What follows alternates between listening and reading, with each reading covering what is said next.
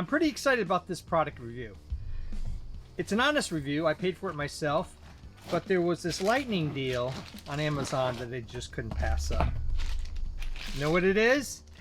A weed burner that operates on a small tank, not one of those big propane tanks that you use to cook on gas grills. This is a product that has a high star rating on Amazon, so let's see how good it is. Oh, and by the way, it also is supposed to melt ice in the wintertime, so I've got an idea on how we're going to test that. Interested? Here we go. Let's put the box to the side. Here are the instructions, fairly easy. 1, 2, 3, and there's a fourth one on the back, I guess, if you have some problems. There's different variations of this product. Some of them have the tank on the opposite side of the handle. Here, the tank goes right there. Here's the little starter. And there is the business end. Applications are weed killer, charcoal starter, fire starter, and de-ices pavements. And we're using a standard propane blue tank. Well, let's make sure it's got a washer on there. Yep, everything looks clean and good. We're getting some threads on there now. All right, it's going right on. Oops, shut it off. Well, we know that it flows. Got that on there pretty tight. Or no, on is counterclockwise, off is clockwise. Okay, so it feels pretty good in the hand. I was wondering if it was going to be a little off balance. So let's get it over here and start her up. Oh. And then you can regulate it.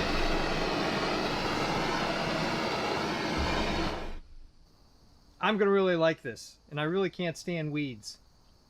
And it's actually kind of cool, not too bad, but we haven't really done anything with it yet. So now, let's go take this guy out in the wild and see how it does. Okay, we're gonna go weed hunting.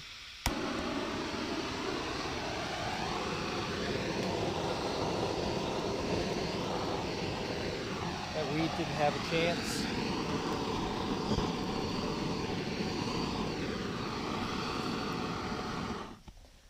You gotta worry about other combustible material, otherwise you might have a fire on your hands. All right, let's hit this guy again.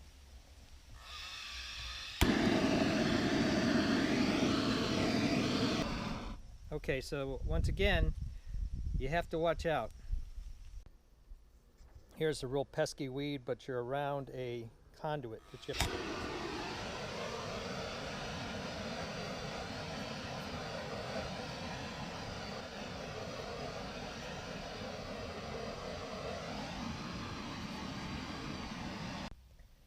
Here's some moss I'm not particularly fond of.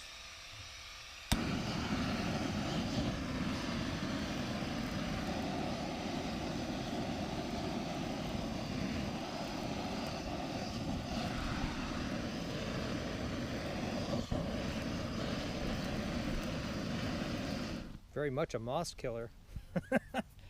Amazing. Here we're going to focus right on the center of the plant.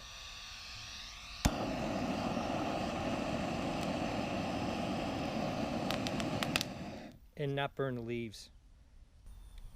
Here's a particularly stubborn plant that's been giving me a lot of hassle. Just keeps coming back again and again.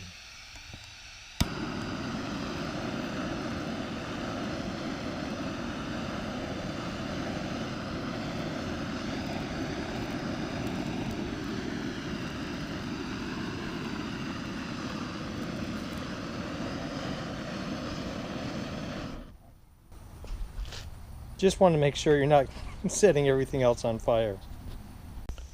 Here we're going to try hitting the base of the plant instead of the leaves and see if that makes any difference. Again, you have to worry about leaves around it, so maybe you want to brush those away before you start flaming things. Here's a major challenge, crabgrass. This stuff really hard to kill. Let's see what we can do with the torch.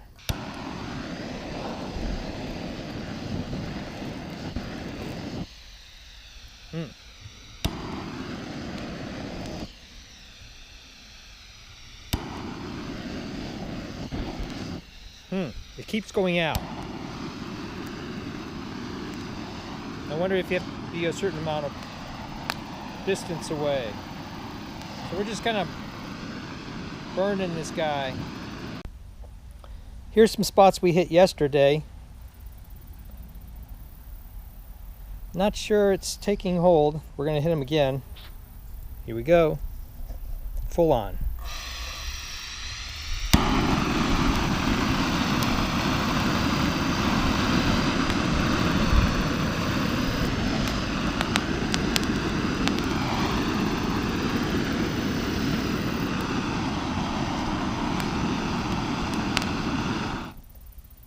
Here's our ice testing, and I have a piece of wood because I want to char some wood for a project that I'm working on. So here we go, and we've cracked one, and we have one solid to see if that makes any difference in the melting. On the fire, see how quickly it melts.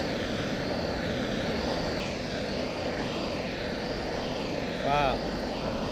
Here's just a straight flat piece. And unlike being in the grass, you can take this right down to the surface of the ice. I know what you're saying. It's not a winter day, but it's about 60 degrees, so it's a differential of about 30 degrees from a freezing day. For the torch, it doesn't matter whether it's a 60 degree or 30 degree day. The performance is about the same. So here we go again. Gas. I guess you could make nice little ice sculptures out of this thing. All right, let's go to this wood here. I want to char it without burning it. I'm holding it about 6 inches away. Not bad. Pretty impressive. I wish it was a little longer though. It seems a little short.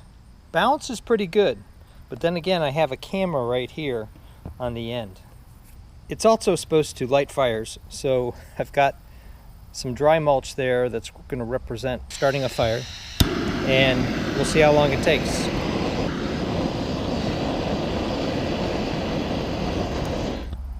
That's a fire.